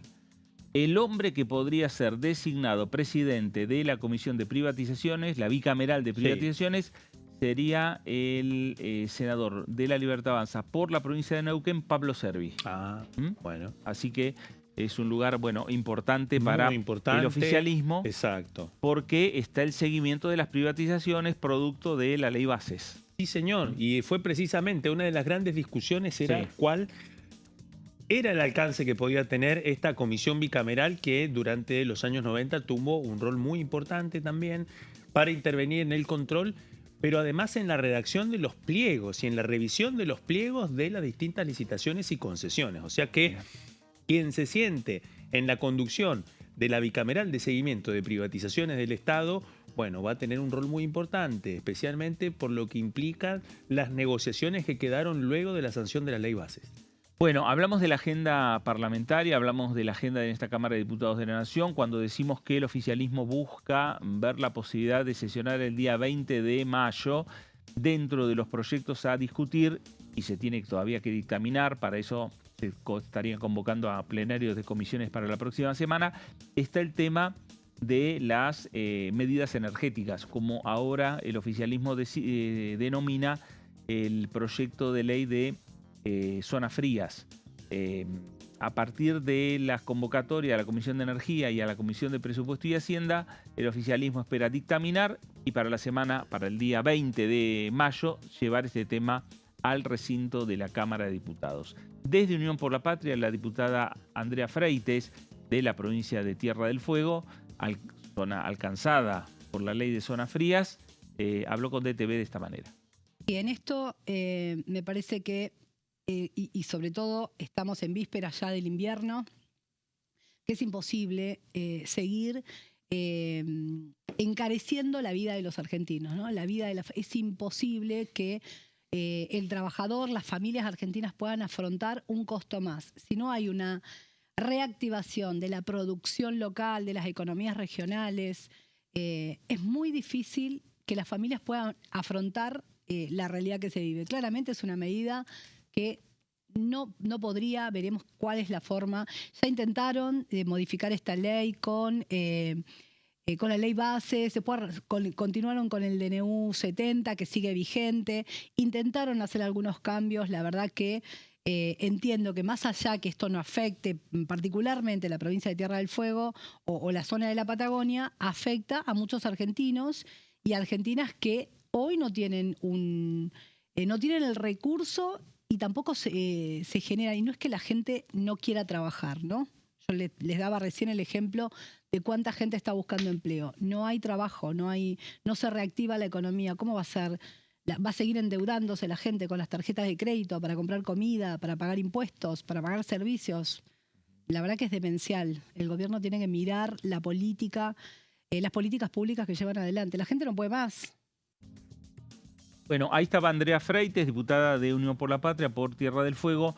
Otro debate que sin dudas va a ser, que es impulsado por el oficialismo y que se va a contemplar la próxima semana con la convocatoria a plenario de comisiones.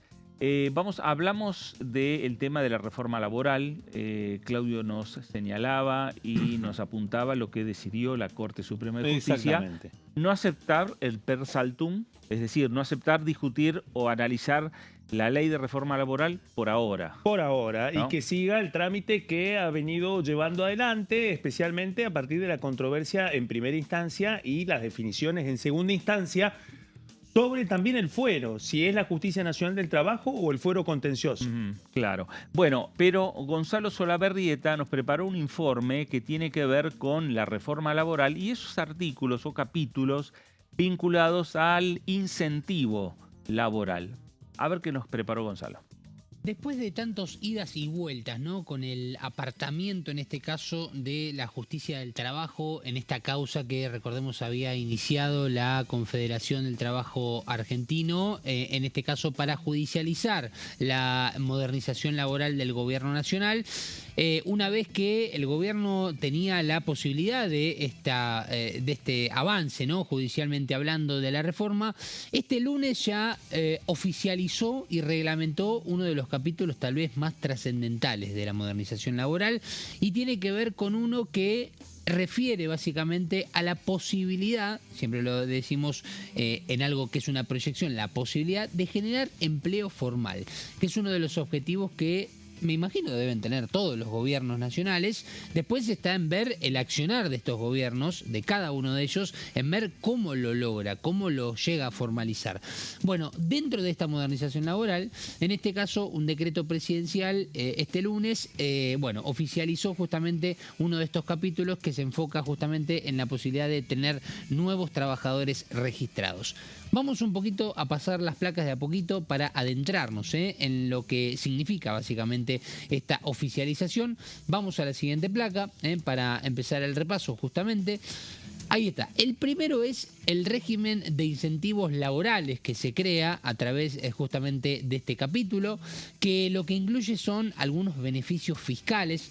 Recién, por ejemplo, cuando hablábamos en el caso de la industria textil y hablábamos, por ejemplo, en la columna de Caro respecto a la posibilidad de que haya una emergencia, cuando se posibilita la posibilidad de una aprobación de una emergencia, uno de los condicionantes es o una colaboración directa del Estado Nacional económicamente hablando o la posibilidad de evitarle algunas cargas a las empresas o a ese rubro, a ese mundillo, para que pueda respirar un poco más profundamente y ahí empezar la reconstrucción del mismo. Bueno, en este caso, este beneficio por parte del Gobierno Nacional que pretende con la modernización laboral incluye beneficios fiscales y reducción de contribuciones patronales. Esto será durante 48 meses a partir de la contratación del personal para que se empiece a comprobar justamente, ahora igual no vamos a adentrarnos en esto, aplica a empleadores, a empresas, a personas jurídicas que estén registrados ante ARCA y que puedan brindar el empleo, y justamente hablamos de la promoción de nuevas contrataciones. ¿Y por qué nos vamos a detener en este punto? Bueno, porque vamos a ver la siguiente placa para entender de qué se trata, por qué focalizamos, ¿no?, en la promoción de nuevas contrataciones si ya estamos hablando de empleo formal. Bueno, vamos a ir a la siguiente placa justamente para ver de qué se trata esto. La aplicación rige para relaciones laborales nuevas. ¿A qué apunta el Gobierno Nacional? Bueno, ¿a qué perfiles? Y ahora lo vamos a ver. Deben registrarse en estas contrataciones entre mayo del 2026, es decir, ahora este mes, porque ya quedó reglamentada la posibilidad de este artículo y estos varios artículos, entre mayo del 2026 y abril del 2027. Solo incluye empleo formal declarado, es decir, que las empresas deban tomar estos empleados de manera formal, y no aplica a vínculos previos, ¿sí? Si hay una contratación, por ejemplo, de un empleado por parte de una empresa de manera formal, con todos los papeles en reglas y demás, y lo haya hecho antes de este mes actual del 2026, bueno, no aplica para la posibilidad de que esa empresa ingrese en estos beneficios que está promoviendo el Gobierno Nacional. Vamos a ir a la siguiente placa para ver los perfiles, porque esto es muy importante. ¿A qué apunta el Gobierno Nacional con este capítulo que finalmente oficializó a través de este decreto en el boletín oficial? Bueno, primero y principal, a quienes no contaban con una relación laboral registrada al 10 de diciembre del año 2025, es decir, al 10 de diciembre del año pasado, ¿sí? En esto de los 6 meses que busca justamente de desempleo para la contratación. Justamente el otro perfil es quienes estuvieron desempleados durante los 6 meses previos al alta laboral que pueda brindar esta empresa, que ahí empieza a regir. Si la contratación es a partir, por ejemplo, de junio, bueno, se tendrán que contabilizar 6 meses antes, ¿no? A diferencia del ítem anterior. Vamos a ir a la siguiente placa con otros 2 perfiles a los cuales apunta esta iniciativa y que tiene estos beneficios para la reducción de cargas patronales con alícuotas específicas del 2 y 3% para las cargas patronales de esos empleados. Ex monotributistas que no hayan ejercido actividades en relación de dependencia en el sector privado en los últimos 6 meses, es otro de los perfiles. Y el otro perfil es ex monotributistas cuyo último empleo bajo dependencia fue el sector público nacional, provincial, municipal o de la Ciudad Autónoma de Buenos Aires. Cuando se refiere a ex monotributistas, esto se entiende como, bueno, aquellas personas que en algún momento tuvieron el monotributo para poder emitir facturas, para poder ingresar en empleos y que en algún momento han quedado desempleados, decidieron darse de baja justamente en el sistema y por eso mismo hablamos de ex monotributistas. Y vamos a la última placa, porque acá hay otro punto importante. Una vez que estos trabajadores que sean contratados por las empresas que quieran gozar, que quieran disfrutar de los beneficios de la baja, la reducción en las cargas patronales, podrán tener ingresos adicionales. Es decir, si un empleado ingresa en una fábrica de zapatillas, por ejemplo, esa fábrica lo toma este empleado de manera formal y este trabajador decide, por ejemplo, tener un trabajo adicional, sea a través de una contratación formal, o sea, en blanco o monotributista, bueno, puede hacerlo. Bueno, ahí estaba, Gonzalo Solabarrieta con este tema vinculado con la reforma laboral, vinculado con los incentivos laborales que plantea la ley sancionada por el Congreso de la Nación, que en algunos aspectos fue objetada por distintos sectores en la justicia y que hoy la Corte Suprema le dijo al Gobierno Nacional: no aceptamos el per saltum, no vamos a estar nosotros en este momento analizando la constitucionalidad o no de la ley sancionada por el Congreso, sino que va a seguir los pasos en las instancias normales, y cuando el tema tenga que llegar a la Corte, llegará a la Corte. Exactamente. Con dos canales de la controversia. Uno, lo decíamos, está vinculado a la discusión de los fueros. Si la controversia la va a resolver la Cámara Nacional del Trabajo o el fuero contencioso administrativo. La decisión implicó un logro para el gobierno, porque va a ser el fuero contencioso el que va a definir. Pero eso tiene que ver con una de las cuestiones. La otra cuestión gira en torno al tema de fondo, a finalmente la inconstitucionalidad, y en el marco de una definición que fue determinante y que se ha registrado en los últimos 10 días y que tiene que ver con el freno al efecto suspensivo de la reforma laboral que había dictado el juez nacional del trabajo número 63, Raúl Ojeda. Bueno, esa decisión fue dejada sin efecto en segunda instancia, en un escenario en donde también el gobierno busca también destituir al juez Ojeda. Así que en este escenario es el contexto en el que la Corte toma esta definición que se conoció hoy. Muy bien, nos vamos a ir a la pausa, la última aquí en Diputados Televisión. Abrimos la ventana para ver cómo está la ciudad de Buenos Aires, cómo está cayendo la tarde. Frío, Mucho frío. Invierno. Está, digamos, más nublado. Sí. Se adelantó el invierno, 14 parece. grados la temperatura, nos informa el meteorólogo de Diputados Televisión. Y el tránsito, bueno, más cargado, por la 9 de julio. Bueno, sí, señor. Con esa imagen nos vamos a la pausa, la última. Quédese, estamos en DTV, estamos en Pasos Perdidos. Ya regresamos.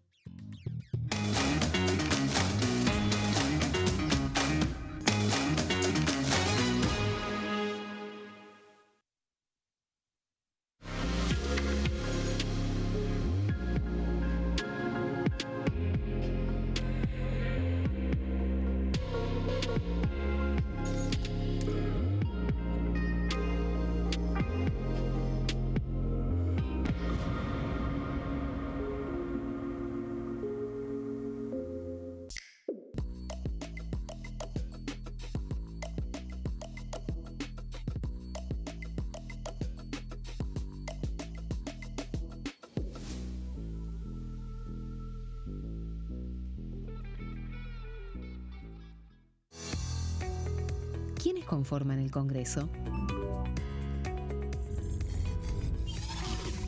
El Congreso de la Nación está conformado por la Cámara de Diputados y la Cámara de Senadores. La Cámara de Diputados representa al pueblo de la nación argentina.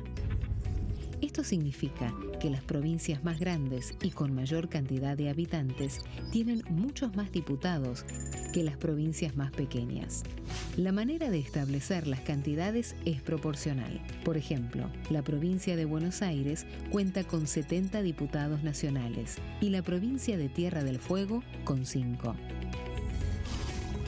La Cámara de Senadores representa a las provincias. Cada provincia envía 3 senadores al Congreso Nacional. El total de senadores es 72, dado que las provincias argentinas son 24. Este es el número fijo, estipulado por la Constitución Nacional. Cada 2 años, el Congreso Nacional renueva la mitad de sus diputados y 1/3 de sus senadores nacionales.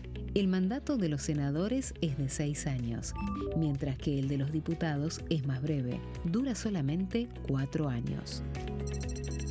La Cámara de Diputados tiene 257 miembros. En el recinto, los diputados se agrupan en bloques y en interbloques que expresan partidos políticos o afinidad ideológica. Existen también los monobloques, integrados por un solo diputado. El bloque oficialista se dispone a la derecha del presidente de la Cámara, el bloque opositor mayoritario a la izquierda, y en el centro, los bloques con menos cantidad de integrantes. Son requisitos para ser diputado: tener al menos 25 años, 4 años de ciudadanía argentina, haber nacido en la provincia por la que se postula o haber residido en ella los 2 años precedentes.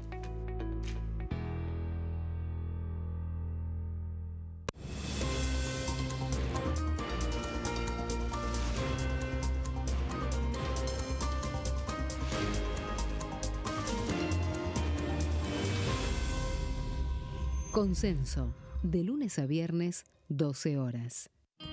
El sarampión es una enfermedad viral altamente contagiosa. Que no juegue con tu hijo. Puede poner en riesgo especialmente a menores de 5 años no vacunados. Ante la aparición de fiebre y manchas rojas en la piel, consulta de inmediato con un médico. La vacuna es la única forma de prevenirlo y es parte del calendario nacional de vacunación. Es segura, gratuita y está disponible en vacunatorios, centros de salud y hospitales públicos del país. Vos ya tenés esta vacuna, dásela a tus hijos.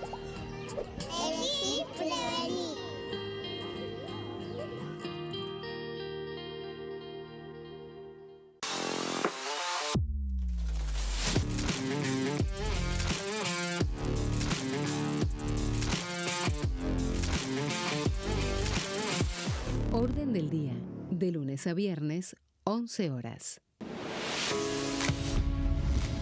¿Cómo funciona el Congreso? Cuando un proyecto de ley ingresa a la Cámara de Diputados, ya sea presentado por un legislador, enviado por el Poder Ejecutivo o producto de una iniciativa popular, se trata primero en el ámbito de las comisiones. Las comisiones son el espacio de análisis y debate sobre los proyectos conformadas por legisladores de distintos bloques. Hay 46 comisiones permanentes que son centrales en la discusión parlamentaria, como Presupuesto y Hacienda, Asuntos Constitucionales o Legislación General. Existen también 32 comisiones especiales que tratan temas específicos. En su mayoría son bicamerales, es decir, que están compuestas por diputados y senadores, como la bicameral de trámite legislativo, encargada de analizar los decretos del Poder Ejecutivo. Para que un proyecto sea tratado en el recinto, debe contar con el apoyo de la mayoría de los integrantes de las comisiones a las que haya sido girado. Al finalizar una reunión de comisión, se dictamina sobre la pertinencia de tratar el proyecto en el recinto. El dictamen puede plantear la aprobación del proyecto o su rechazo.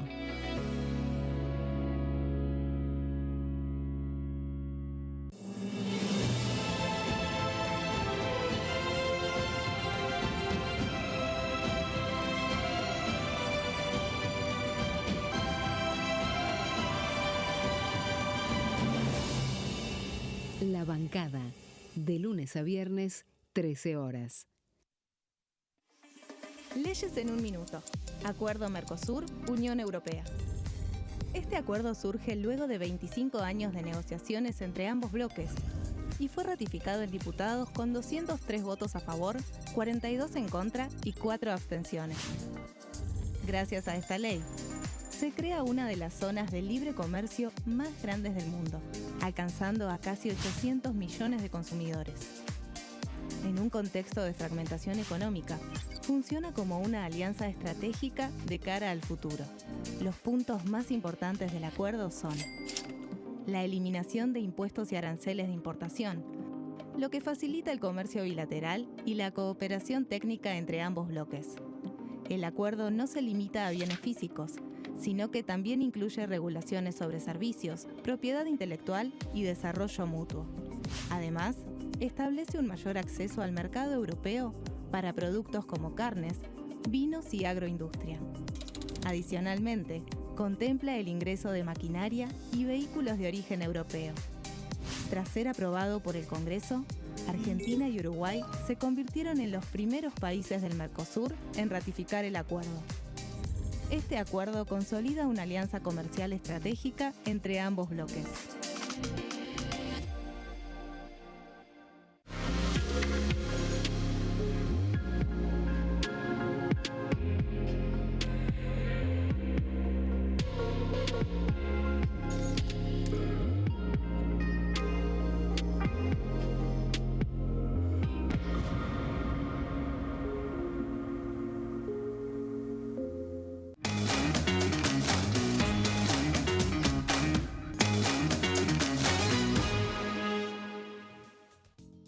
Muy bien, último bloque de Pasos Perdidos por aquí por Diputados Televisión.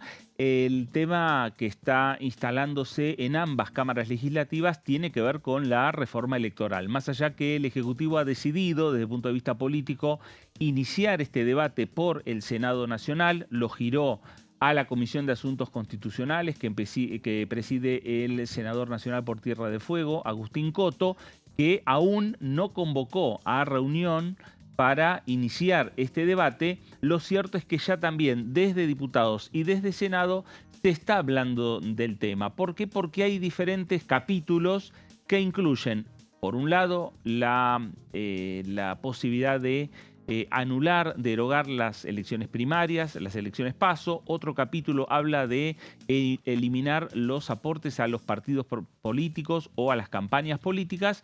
Hay también otro capítulo vinculado con el proyecto de ley de ficha limpia que durante tantos años el Congreso intentó sancionar, no solo por lo que han solicitado los legisladores, sino también sectores de la sociedad que se han manifestado en el Congreso pidiendo que los parlamentarios sancionen una ley de ficha limpia para poder llevar adelante esta modificación en el organigrama de los partidos políticos para poder llevar adelante la elección de los candidatos para cargos electivos.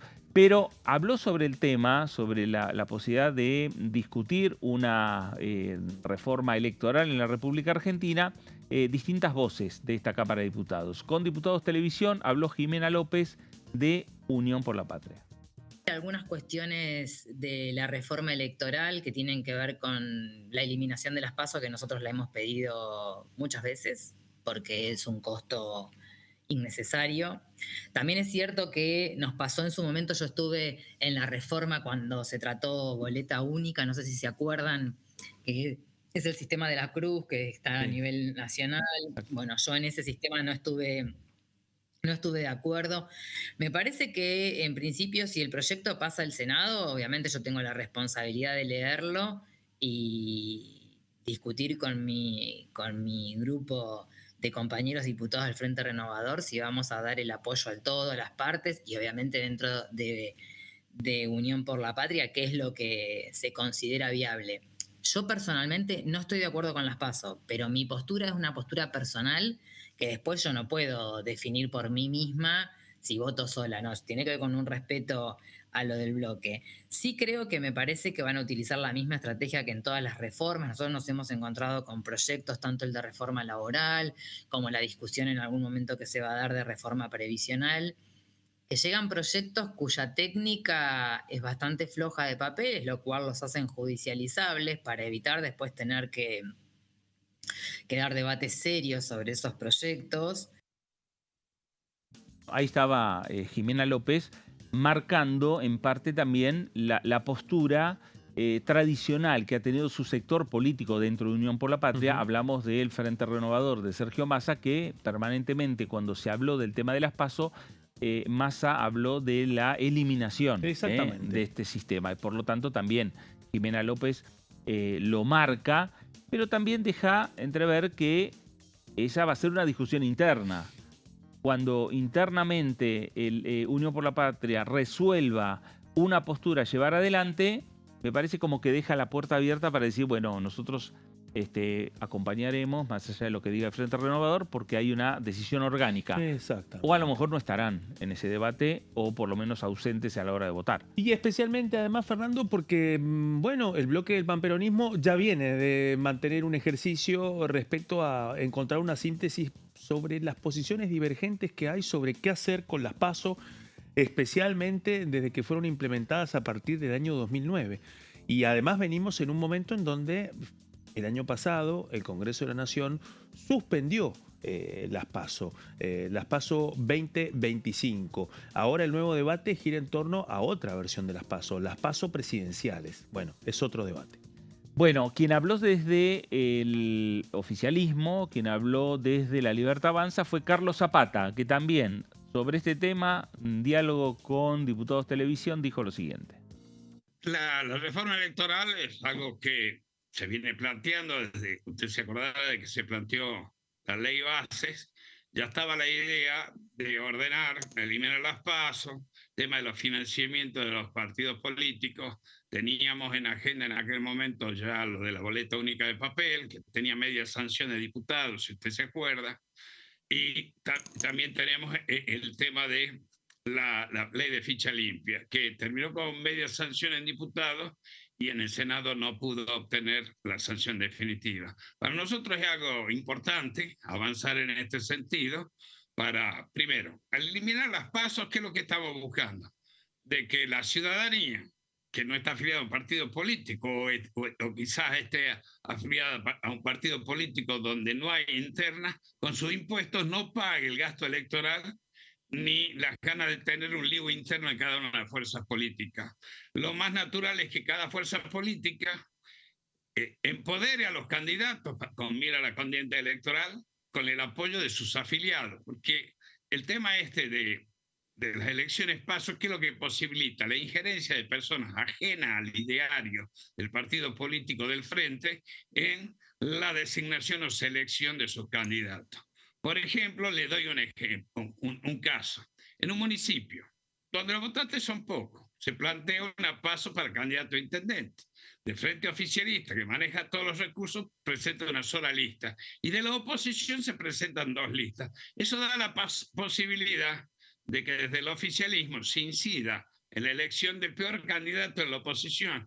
Entonces, este desvío que puede tener el sistema vigente, aparte de lo caro que resulta, tiene que tener un remedio. El remedio más equilibrado es que los afiliados de cada partido o de los partidos que integren una alianza o frente político sean quienes con su voto empoderen a los candidatos con mira a las elecciones. En cuanto al financiamiento, las elecciones resultan muy caras. Y de ahí un poco por el financiamiento estatal, la gran cantidad de recursos que ha demandado y ha puesto el Estado, significó que se desnaturalice la estructura de partidos políticos de la República Argentina, apareciendo muchos partidos. Bueno, ahí estaba Carlos Zapata, las diferentes voces, más allá de que hay una coincidencia en torno a lo que señalan desde Unión por la Patria, el caso de Jimena López o el caso de el diputado Carlos Zapata sobre el tema de las PASO, hay posturas en torno a el resto de lo que sería de posturas divergentes que tiene que ver con el resto de la reforma electoral. Claudio, ¿qué podríamos decir? Porque la discusión está cruzando las cámaras, tanto de diputados como del Senado Nacional. La cruza y especialmente cruza las dos cámaras del Congreso, sí, con definiciones que vale la pena remarcar, porque uno de los objetivos de las placas que hemos preparado hoy es reflejar algo que está pasando en el Senado, que va a tener un impacto directo en la Cámara de Diputados y que tiene que ver con el desdoblamiento del paquete del proyecto de reforma electoral que había enviado el Poder Ejecutivo Nacional. Repasemos rápidamente algunos datos técnicos muy importantes. El primero, 22 de abril es la fecha que eligió el Poder Ejecutivo Nacional para mandar el texto final de reforma electoral. Un texto bastante ambicioso. Ahora vamos a desarrollar por qué y podemos verlo en la siguiente placa, porque incluye 3 capítulos.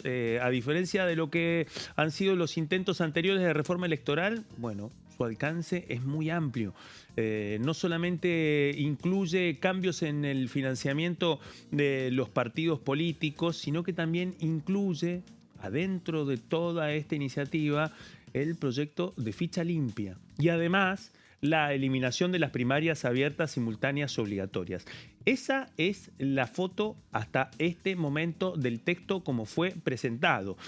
En ese contexto y en el Senado, al menos el primer pantallazo que tienen en el oficialismo sobre el respaldo o no de posibles aliados, bueno, ya tienen la respuesta.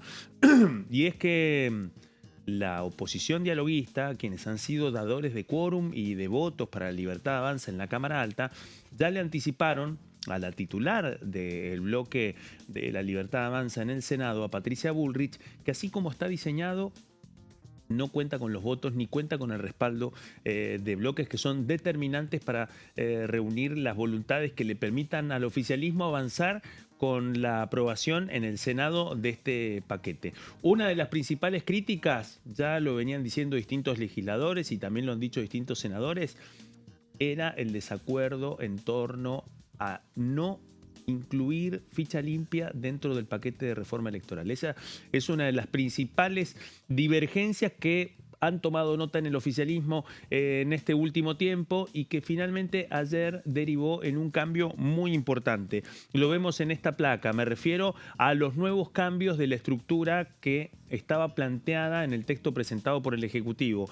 Ficha limpia será un proyecto aparte, queda por fuera del articulado como estaba definido por el Poder Ejecutivo.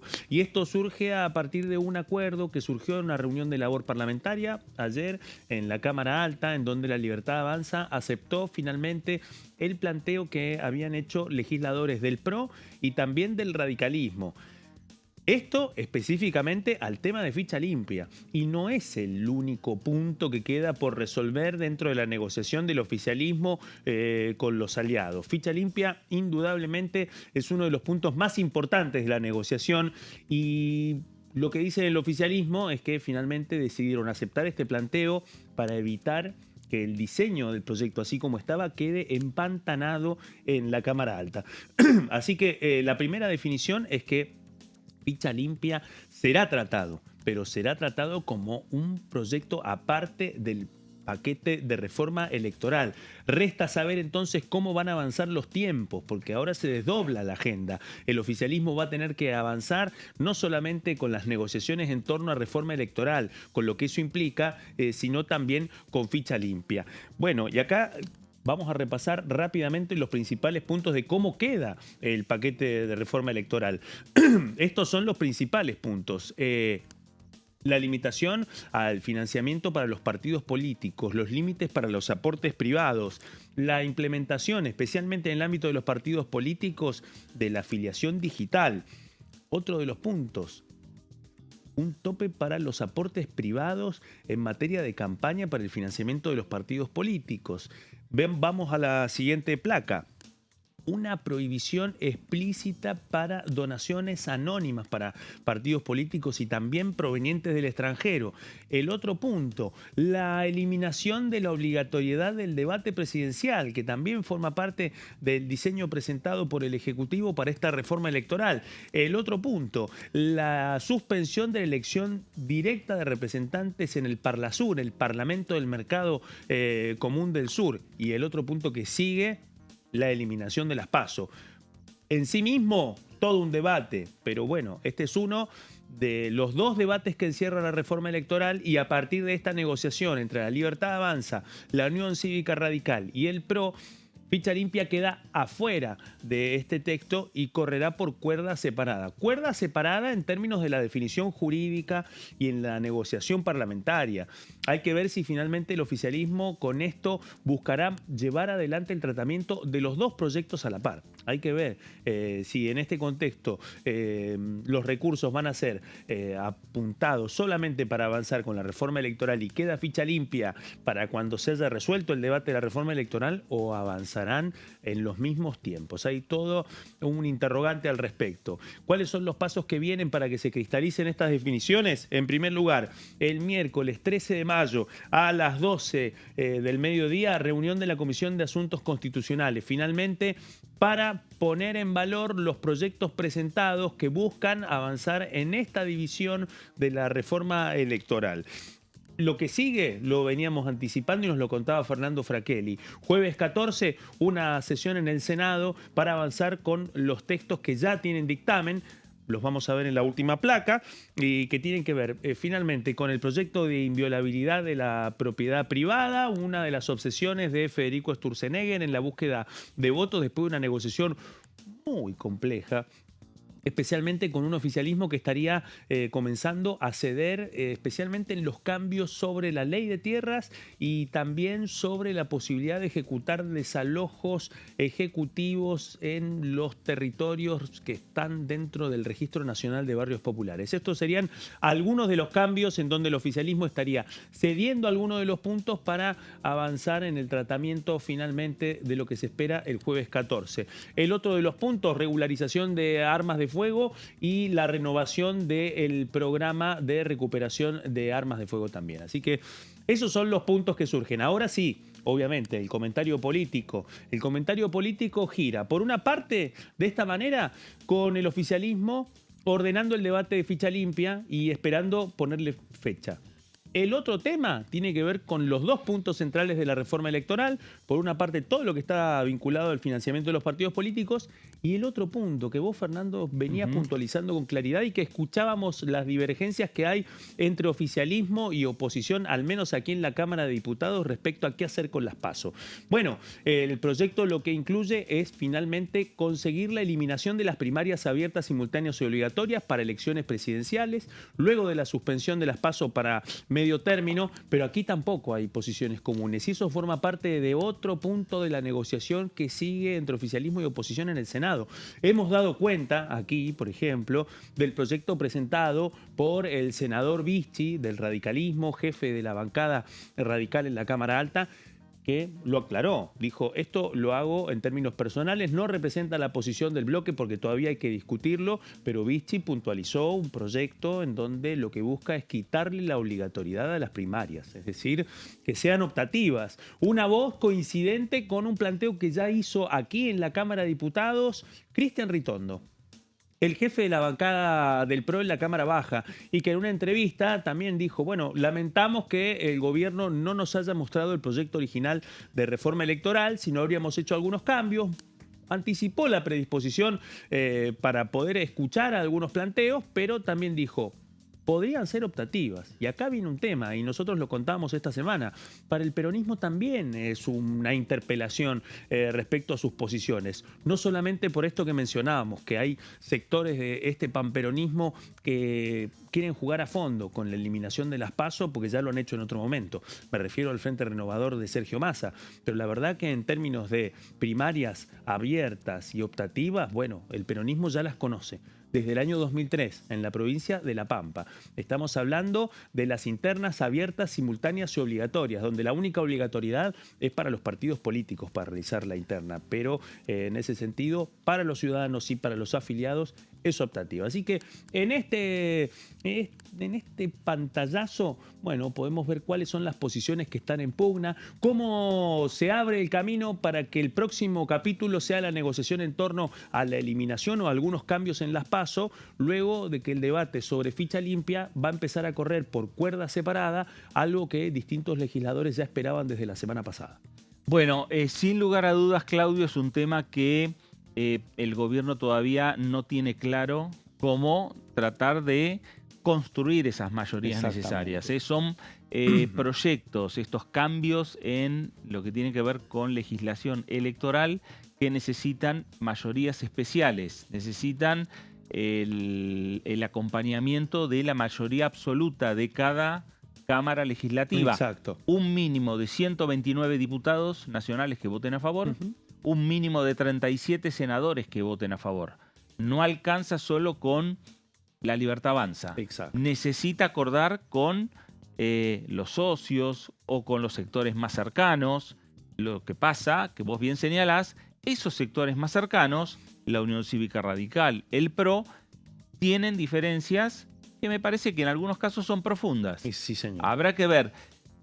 Hay dos temas como para consultarte. Uno, si ficha limpia está relacionado o es un símil de lo que planteó Silvia Lospenato hace unos años aquí en este Congreso Nacional.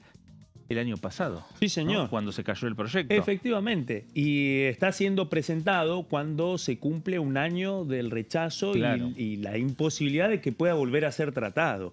Lo que pasa es que al menos en el caso de Ficha Limpia, lo que está en juego no es solamente una revisión del diseño anterior y una ampliación en algunas tipificaciones de delitos, sino también otros proyectos impulsados por estos mismos aliados, en el caso del radicalismo, en el caso del PRO, que buscan profundizar también el alcance de Ficha Limpia. Hay otras iniciativas también de algunas provincias en donde ya Ficha Limpia es ley. Claro. En el caso de Neuquén, aquí en la Cámara de Diputados, la neuquinidad ya presentó, con el visto bueno de la Casa Rosada, un proyecto también de Ficha Limpia. Es decir, que las alternativas están planteadas y eso hablan de otro debate. Bueno, dos temas que seguramente también van a ser motivo de análisis mañana en la reunión de gabinete a partir de las 2 de la tarde. Este tema de la reforma electoral y ver si allí en la reunión entre los ministros y los representantes del Congreso, va a estar Martín Menem, va a estar Patricia Bullrich, logran unificar posiciones sobre cómo encarar en el Senado, pero después en diputados, esta reforma electoral. Y el otro tema, lo que señalábamos que se dio a conocer en la tarde de hoy, mientras nosotros estábamos al aire, que es el pedido de sesión especial que lleva la firma de Esteban Paulón y de varios diputados nacionales. Son varios pedidos de discusiones respecto a la solicitud de una sesión especial para tratar un pedido de interpelación al jefe de gabinete de ministros Manuel Adorni, con posibilidades de, así lo señala el proyecto de Unión por la Patria, con posibilidades de moción de censura. ¿Esto qué quiere decir? Con posibilidades de ser removido por parte del Congreso si las explicaciones del ministro coordinador no son satisfactorias para quienes pidieron esta sesión especial. Ahí están las firmas, ¿eh? Pedido de informes verbales, que es un pedido de interpelación al jefe de gabinete. Lleva la firma de Esteban Paulón y allí varios diputados nacionales. Mónica Frade, de la Coalición Cívica, Maximiliano Ferraro, Pablo Juliano, Nicolás Mazzot, el Frente de Izquierda, que también firma Pitrola, firma Nicolás del Caño. Bueno, veremos si hay novedades también sobre este tema en los próximos días. Este pedido de sesión especial es para la semana que viene, para el 14 de mayo, para el miércoles 14 de mayo. Exactamente. Nos vamos. Claudio, gracias. Por favor, un gusto como siempre. A usted también, gracias por estar ahí. Quédese en sintonía, quédese en Diputados Televisión. Esto fue Pasos Perdidos. Gracias y hasta entonces.